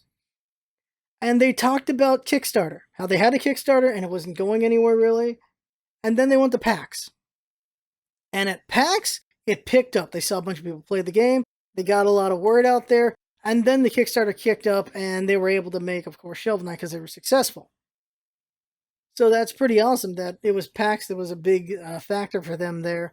But not just that, but also that they showed the game to Gerard, the completionist. They showed the game to Man vs. Game, showed it to some other people, and they played it, and it really helped out. And Shovel Knight is where it is now, with help from influencers and just people playing and Kickstarter and all that stuff. They had a lady named Rika something, I can't remember her name. She's the one who made the Metal Gear Solid soundtrack. She was there. Can't remember her last name right now. I took a picture of all the people who were on the panel. And she was there, and she was making a game because she wasn't doing music anymore. Because like she was at Konami with Kojima. And so, well, Kojima got kicked out and everything by Konami, and so she lost her job as well because I guess she was attached to Kojima. And so, well, now what she's gonna do? So she wanted to make a game. So she's making a game because people are like, you can make a game. You have amazing music. You do the music. You can do the game and everything. And she learned some things from Kojima because she's been around him for so long. Because she's been in the business for 20 years. And so she looked at a VR fund because like she wanted to make a VR game. And the people at the VR fund are actually fans of hers because of course she made the Metal Gear Solid soundtrack. So of course she has fans there. And so she's making a VR game, which is very interesting. But they were talking about a bunch of advice for just indie developers, which was interesting. It was like, make a lot of smaller games to just learn how to make games. Work on everything yourself at least once so you understand how the different things work. If you're going to do like a team up of people to develop a game, your first game's not going to be the big game. They talked about advertising. They talked about getting funding for your game. And pretty much it's kind of forced to be a hobby because you can develop as long as you can afford to pay rent is the way they put it. And that's with any of these things, with content creation as well, is I can be a content creator as long as I can afford the rent is the way it's put. So you gotta, of course, have like a job or something to do that. So it's very interesting. And after it was over, it was just talking to developers and stuff like that and learning a lot. And I talked to Ian Flood from Yacht from Shovel Knight for over an hour. It was very fascinating talking with him about a lot of things.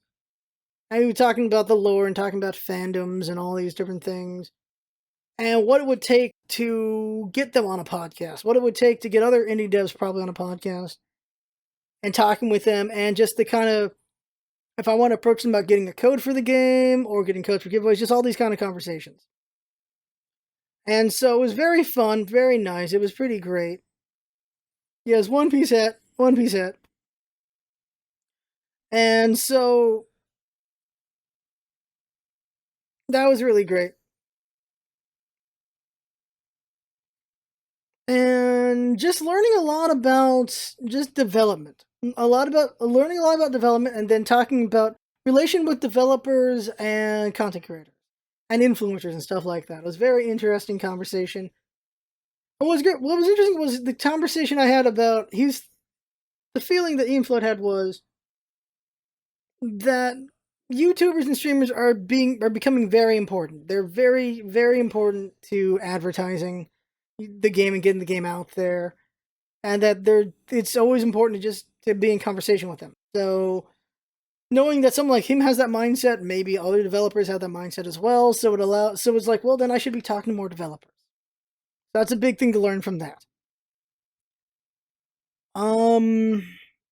Besides that, see, here's there's lots of talking and everything, and just game development stuff. And hey, Yoshi, yep, One Piece hat, bought it on Sunday. It's an actual straw hat. It's a handmade straw hat, which is pretty cool. And it was really cool learning all that stuff. That was Saturday night. Spent so much time talking to him that the line for the sci-fi party was really long, and I also just was burnt out anyway, so I didn't need to go to that party. I already went to the Thursday one, so I was fine, I felt. And then Sunday comes around. No Fairy Tail? I haven't watched Fairy Tail. I don't know anything about Fairy Tail. But then Sunday comes around. And with Sunday, I went to Nintendo first, because I didn't have a pass at first for Sunday. And I was in the Nintendo line for 2 hours. And all the bottles got taken by then. And I was the second to last person in line. I already said this earlier. I was second to last person in line on Sunday before he got capped. And then right when I got to the front door to get into the thing, they already ran out of all the bottles, which really sucked. It really sucked. It was just too bad. It was just too bad. I really wanted the bottle. But, too bad. It's just a metal bottle, but at the same time, it's a Nintendo one, so that's too bad there. But I just play more of the games, I get more stamps, and then let me find it. I win this. I win the 30-year Mario amiibo. Awesome. Awesome. Oh god, Yoshi's here so late. I played Super Mario Odyssey. I played Hey Pikmin. I played ARMS. I played Mario Kart 8 Deluxe. I played Splatoon 2. I got to play Rabbids Mario game. But look at this thing. Look at it. I got this. Trying to not have glare. 30-year Mario amiibo. Apparently, they also had a chance of getting a golden Mario or a golden amiibo, which I did not know. But I got this. Got this. This is awesome.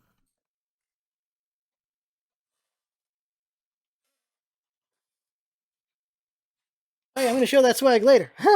Okay, so did more Nintendo stuff and everything. Then I got to see Best Girl Mifa. Took a picture with Best Girl Mifa, which is awesome.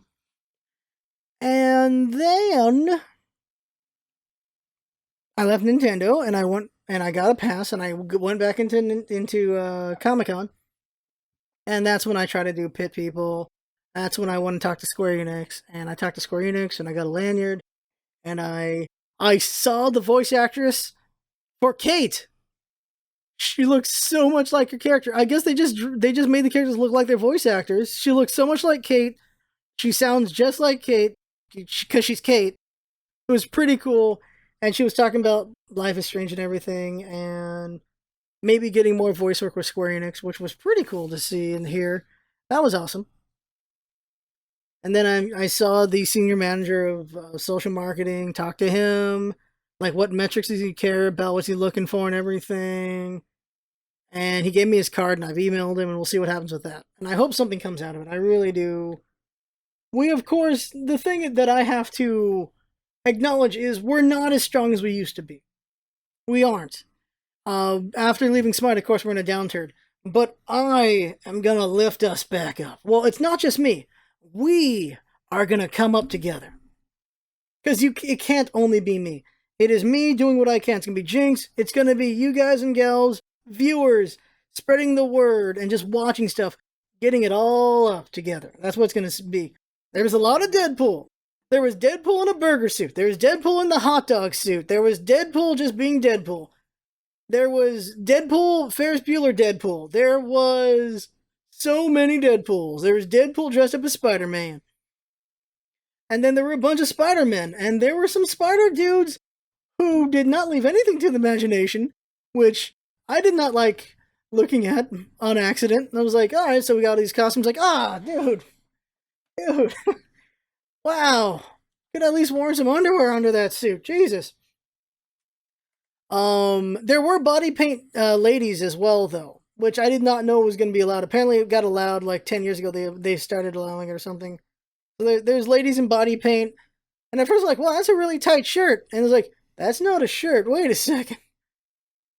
So there was a lot of Nekos. There's some Dragon Ball people. Okay. So we'll talk about this. So cosplay. The cosplay choices are interesting. There was a family of 5.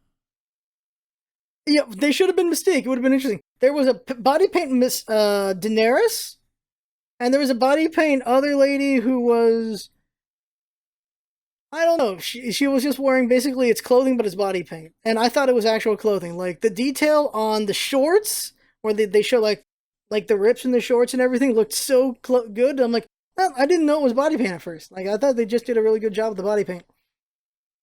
But there was a family of 5 doing Incredible, so it's the 4 family members, and then one of the daughters was Edna Mode, which was pretty cool. I like that.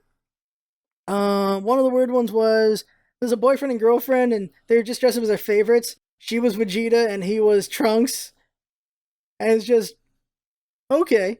There was a couple. It was Dr. Light, and the girl was dressed up as Mega Man. And what was fun about that is she's posing and everything, and Dr. Light's like, no, I need you to move a little more like this. Like, he's using his phone like a controller. Like, move here, and then there, and then all these things. It was very fun, pretty cool. That was enjoyable, because they had like a little Mega Man statue so you could take pictures with. There was quite a few Ryus and quite a few Kens. And at one point, this is great, these really buff dudes, like a super buff Ryu, a super buff Ken, and a super buff Guile are together. And Guile's got the freaking American flags on both arms and everything. And they're just buff, and they have the hair, they have the full costume and everything. And they play Marvel vs. Capcom. And Ryu picks Ryu, and then Ken's like, wait, where am I? Where am I? I don't see me. Where am I? Like, what's going on here? Because Ken's not in the game. So that was pretty funny. But those dudes were jacked. They were ripped. They worked out for their characters. It was pretty good. Other cosplay. This was clever. If you're familiar with Howl's Moving Castle, it was a girl and her grandmother dressed up as Sophie in the same outfit. In the outfit when she transforms between both of them, they were dressed up as Sophie, which was pretty cool. When she's in like the blue dress. Who's always on top? Oh, jeez. There was just some good cosplay. A lot of stormtroopers, things like that. And there's like girls dressed up as. There was a lot of foxes. There was a lot of foxes. There was an Henri, and then there was a nine-tailed fox chick, which is cool.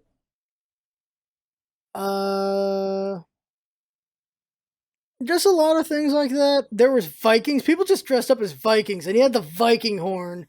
He had the shield and the axe. It was just really cool.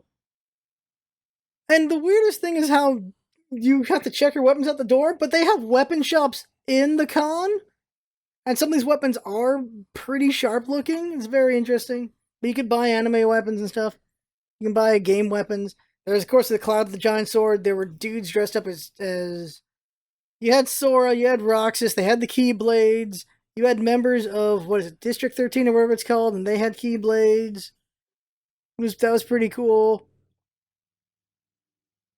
There were three Annas, one old lady and then two young Annas, and there was only like one or two Soldier 76s.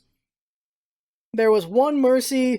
There were like a dozen divas. Most of them were in that skin suit diva, and then one was diva in a bikini, which everyone gravitated around for obvious reasons. Quite a few cat women. Uh, Here's the funny thing: there was a black canary, and people were like, "Oh, hey, it's Black Cat." And then later on, there was a black cat, and people were like, "Hey, look, it's Black Canary." He's like, "No, no, those are two different things in two different universes. One is blonde, one is white haired, one wears a mask, one doesn't." Although I don't has Black Canary worn a mask at times? I don't. No, she's never worn a mask. Like there are some distinct differences between these two characters, and yet they both got called out as the other, which is funny. There were Sailor Moon, there were Sailor Scouts, plenty of them. Number one costume female was Wonder Woman. No surprise. A lot of them. I was surprised though. I saw about 4 or 5 women in the blue dress with a sword in the back, which was pretty cool. There were a lot of Spider-Man. A lot of Spider-Man. I think there were more Wonder Woman than Spider-Man though. And there were at least 2 or 3 that I saw dressed up in the one. It's Spider-Man in his suit with the goggles and everything, and that setup instead of the more modern look of Spider-Man. There were no Tony Starks. There were no Iron Men. I didn't see any. I saw one Princess Mononoke. I saw one Nami. I saw one Punch Man. By the way, there was a Nami and One Punch Man. There were a couple together, which was interesting. I saw 2 Luffys, and they were both girls. I saw no male Luffys. I saw girl Luffys, which was interesting. I think Luffy's voice actor is a chick as well. In the dub, I don't know if it's a chick in the sub. I mean, in original in Japanese, because they're the voice of Krillin. They're the voice of Yajirobe. They're the voice of a lot of things. I don't. Is that a chick? Is the voice of Luffy a chick? Because we know Nozawa, the voice of Gohan, and Goten's a chick. I don't know if it's also a chick for Krillin and Luffy. I saw no Sanjis. I saw no. I didn't see a lot of One Piece actually. Not a lot of them. I saw one Kirito. I did not see any Asunas. Actually, I saw 2 Kiritos. I saw one. What's her name? I saw one Lucia. No Marths. No Ikes. I guess it's because Fire Emblem, it's a bit past now. But there was a lot of cosplay, but it's of course it was more of the comic stuff. So it was like a lot of Batmans, a lot of Jokers. I saw every Joker was there. All the Jokers. That was Lucina. There you go. The deep cut of freaking Joker from Adam West Batman. There was a joke. There was one of those Jokers. Like, oh my god, did not expect to see that Joker here. That was pretty cool. There was a Santa Claus, because why not? There was a Santa Claus. There were dogs dressed up as superheroes as well. There was a dog Robin and some other dog cosplay.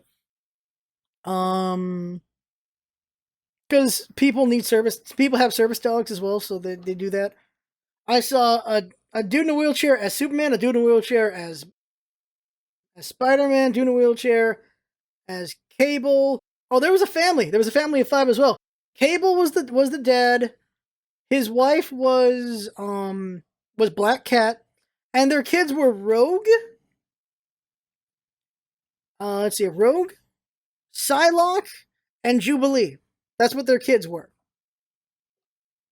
It goes with Death Star movies for. Actually, no, I didn't see that. I did not see that. If they had those, I did not see that. That's an interesting cosplay.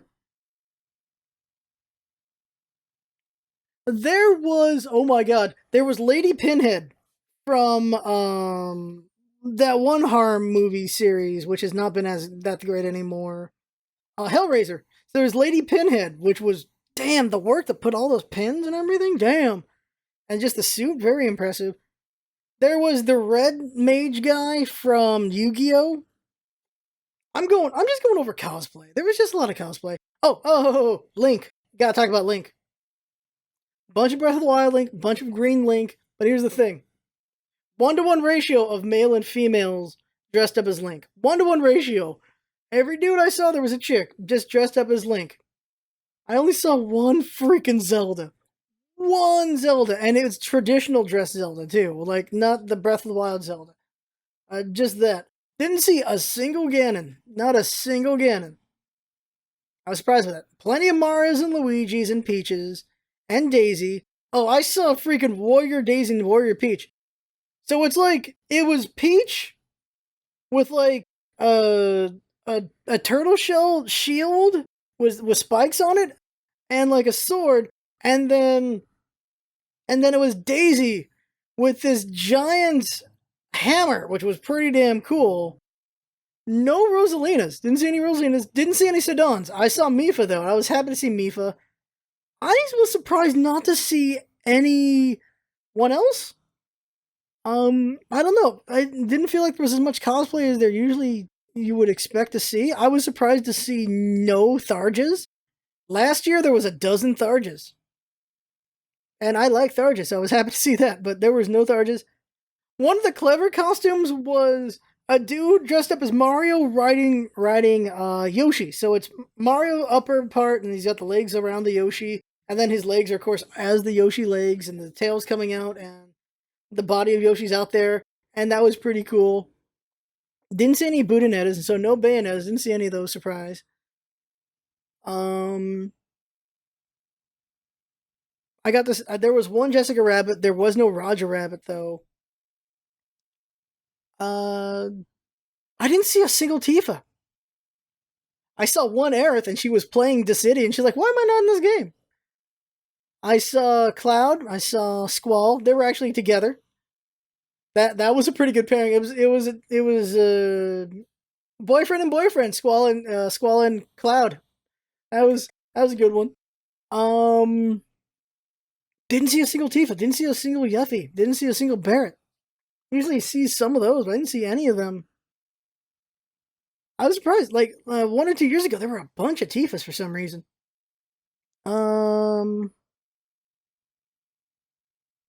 Just a lot of costumes. Just a lot of costumes, and then probably some random animes I didn't recognize, and random games I probably didn't recognize either.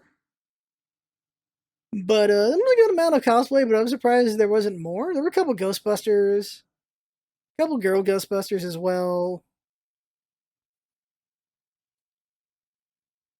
There were a lot. There were actually a lot of little girls dressed up as Rey. So they were either dressed up as Wonder Woman or Rey, and there were a couple little Chun-Lis as well. But it was mostly Rey and Wonder Woman, and then as adults, a lot of Wonder Women, and then 1 or 2 Reys, and 1 or 2 Chun-Lis.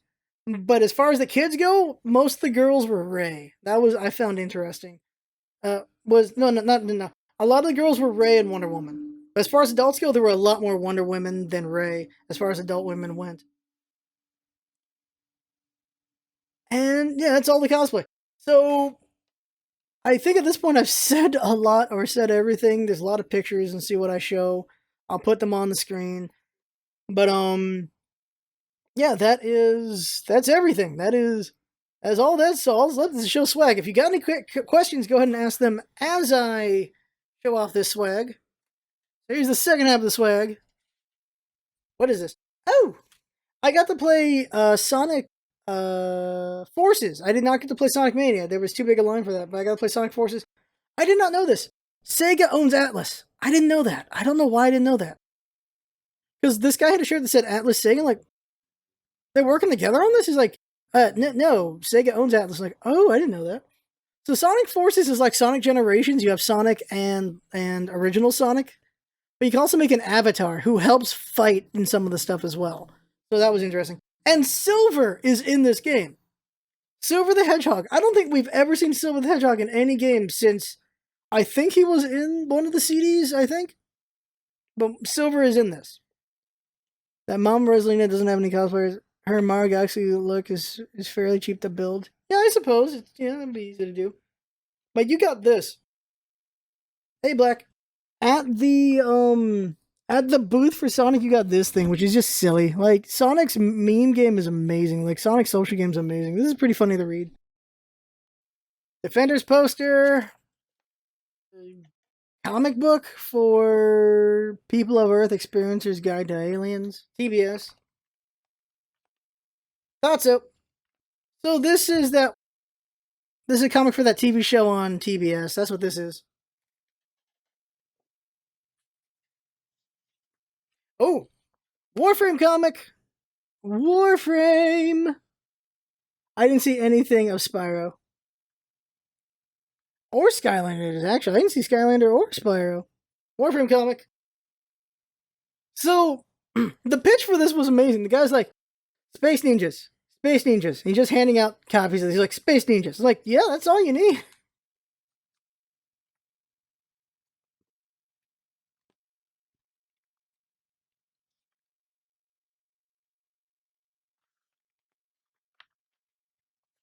I can barely tell what the hell's going on in this page. There's just a lot of just filter.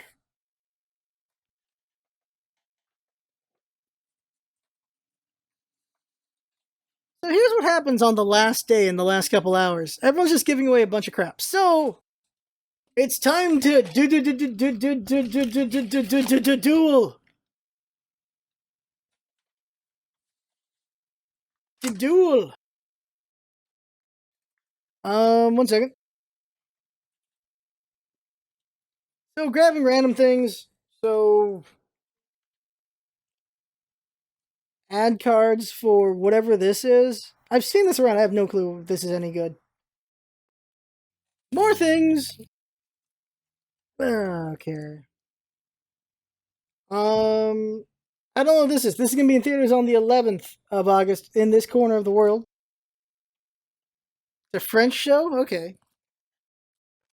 Got some comic right here called First Strike Revolution. No idea what this is. Oh. Got ad cards for Guardians, that Russian Avengers movie. Is it a Ghibli movie? Home movies. Why not? Now this is awesome. Look at this giveaway. The home movies thing. So I now have one of these cut boards. Like cut or like this scene or that thing. I got this now. Yeah. I got a clapper board. Okay. And I got ad cards for Digimon Adventure Try, cuz why not? When did I grab this? Apparently, here you go. Apparently Fluttershy's getting her own movie. Apparently there's human versions of all of them, and Spike's a dog. Look at that. There you go. There you go. Ribbon Girl. Ah, there you go. Ribbon Girl. There you go. And these are things I'm a fan of, so just a webcomic. Live Dangerous. This is a Sheldon comic. I like this comic. And if you're into sci-fi, this is amazing. Drive. I gotta cover this book. This is Act 1. This is pretty good. The artist even draw on the inside. He's got aliens and stuff. It's pretty awesome.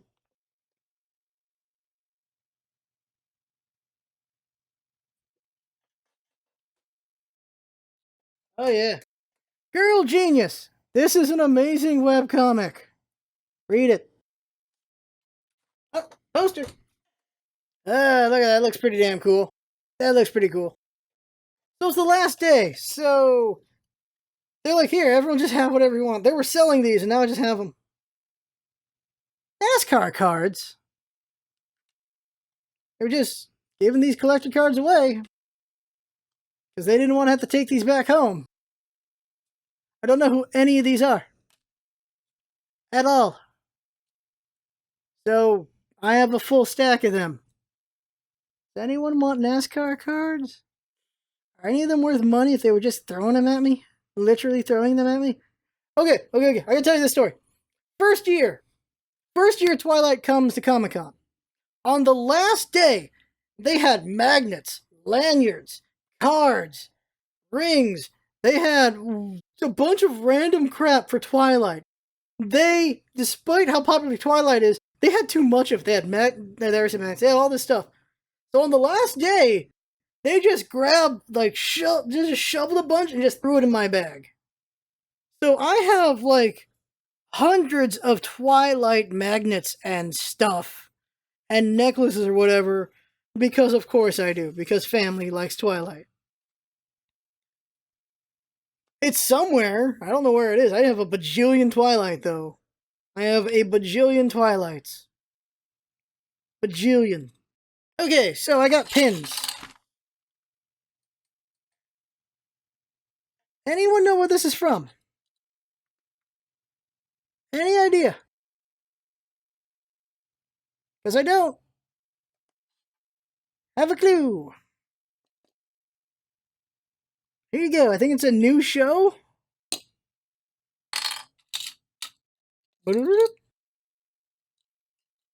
It's some new show on Cartoon Network. And Nintendo pins. Nintendo Switch pin.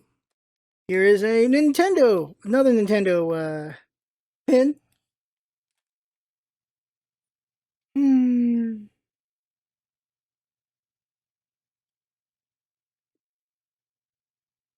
And then Symmetra pin. Oh, Symmetra was there. The actual voice actress was there. 30 bucks for an autograph. So I'm like, ugh. And a pin. They had every pin. But I got these. And May pin, of course. And oh, here it is. Crunchyroll. Okay, so here it is. VRV.co combo pack. So apparently with this combo pack, $10 a month, you get Crunchyroll, you get Geek and Sundry, you get like 8 channels. So apparently that's a really good thing to get. They told me. So if you're interested in that, there you go. It's a Crunchyroll check. There you go. Ah. Na na na na na na na na. There you go. FF15 lanyard. There you go. And lastly, a bag contains this. Chocobo Crystal Hunt. Don't know what this is.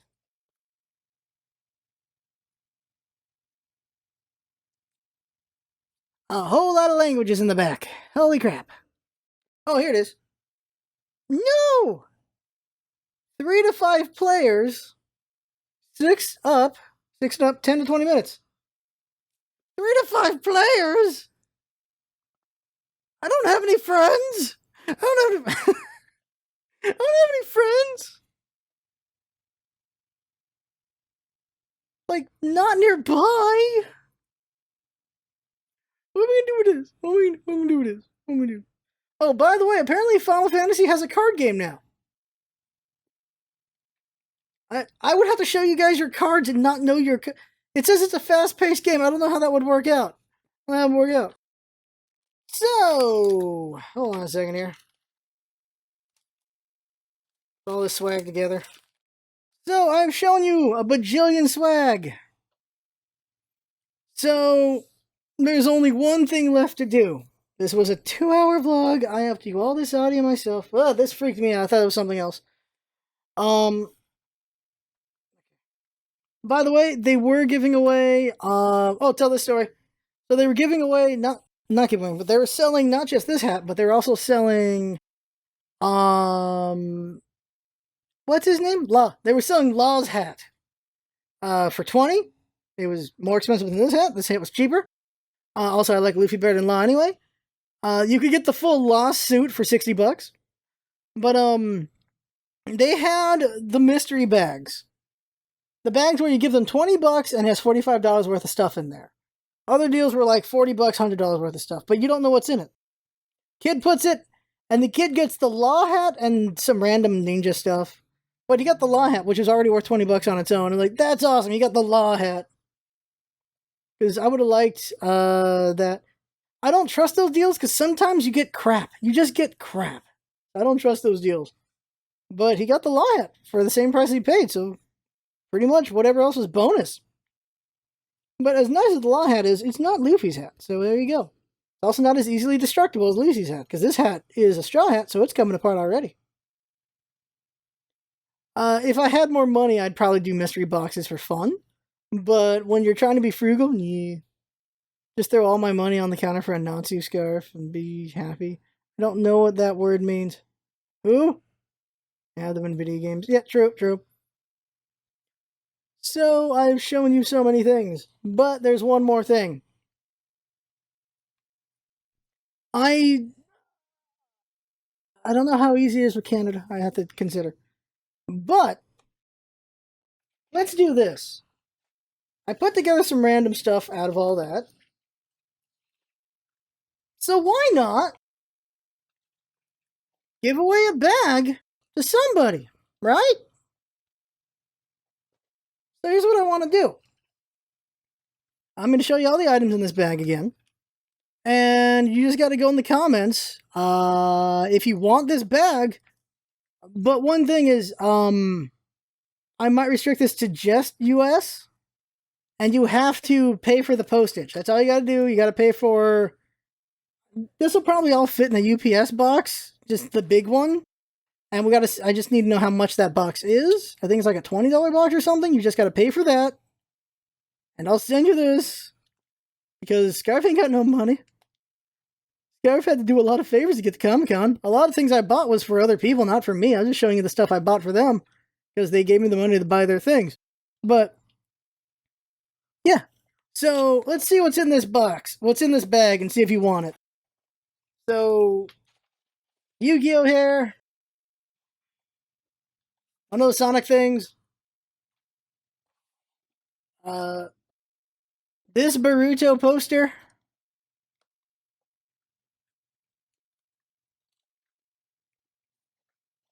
The Masquerade comic. There you go. Masquerade comic.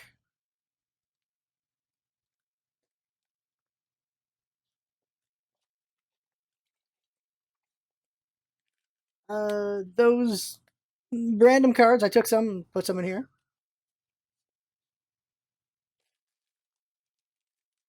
One of the Splatoon bracelets. The pink one.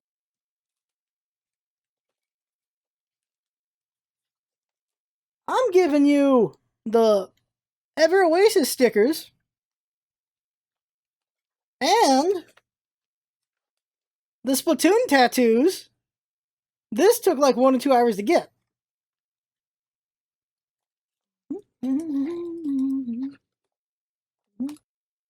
I'm giving you the manga sampler because I'm not going to read this thing, so at least somebody will get to use it. These are the manga on there. Let me read them again. Anonymous Noise, Boruto Naruto, Next Generations, Dragon Ball Super, Golden Kamui, I don't know. The Legend of Zelda Twilight Princess, Vampire Knight Memories, The Water Dragon's Bride, this Boruto thing. Just so you can have them. These things, these Nintendo things. I'm going to give you a couple of these. By the way, there will be pins in here. So, ooh, watch out for the pins. Don't get stabbed. So here's a pin.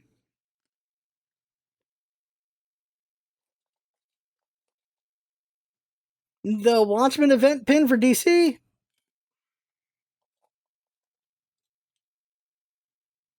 The pins from that Cartoon Network show.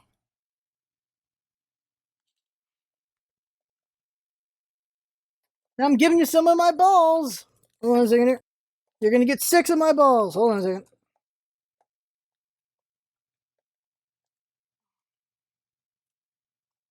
You get a Rexar. A Rexar. A Pepe. A Genji. A Genji. Oh, 5 balls. 5 balls.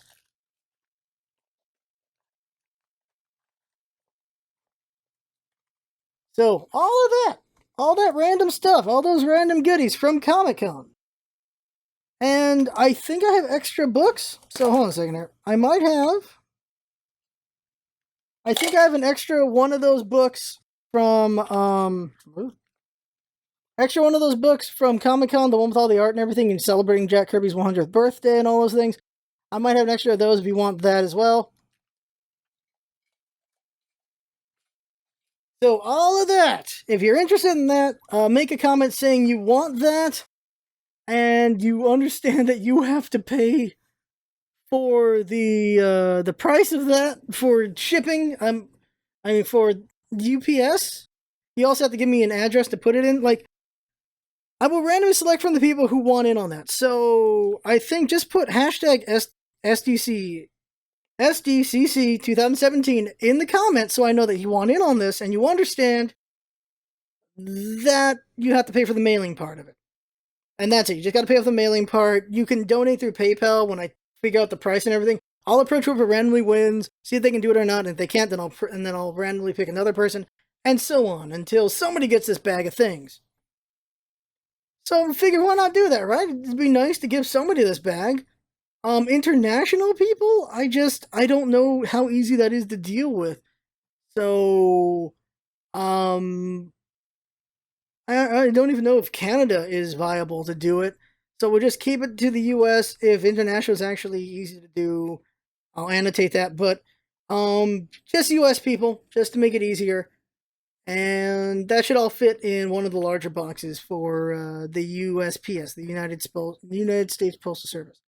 All right, so that right there is the vlog, is the SDCC San Diego Comic Con wrap up vlog. What did you do to not get sick? So I should give this advice. So the advice is, and there are people coughing and sneezing everywhere. The advice is, do not touch your face. That's it. That's it. So never touch your eyes, never touch your nose, never touch your foot, never touch your mouth. Wash your hands before you try to touch your face, because sometimes you get itchy or whatever. 60 or 80% of all illness comes from you touching your eye or touching your nose. I don't know what you're doing. You're doing this? Are you picking your nose? I don't know what you're doing. Scratching your eye, because there are ducts right here, which go into your nasal cavity, your nasal area. And like 20% of illness comes from your mouth. Like you're just eating and stuff like that. But the majority comes from over here, these other areas. So that's the best tip I've got, considering I did not get the con flu, and I shook a lot of hands because I was trying to work it. I was trying to talk to devs, I was talking to voice people, getting advice, and a whole lot of other things.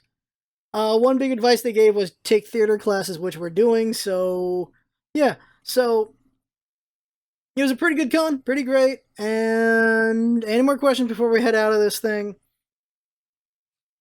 It gives me a lot of ambition. This gave me a lot of ambition doing this, because oh my god, I met so many creators and like successful ones, and people are still struggling and everything, and people just grinding away. It was pretty inspiring talking to all these people, and I want to, we want to be great. We want to grow. We will grow. That is the idea. And so this was pretty awesome, going to the con and doing all this stuff. And yeah, we're going to grow. We're going to get stronger. Because from talking to all these devs, I have better ideas on how to talk to devs and everything. And so we become greater. We're going to pull this off. It's going to be great. Who knows how long it's going to take, but we're going to do it. We definitely are. And so, yeah, that right there is the vlog. I had fun talking way too much. Hope you had fun watching and listening, seeing all that swag. I'm going to put like time codes in the description for people if they want to skip to these different things. But I had fun talking. Hope you had fun watching and listening. That's what it's all about, isn't it? Having fun. Thanks for coming by, and see you next time.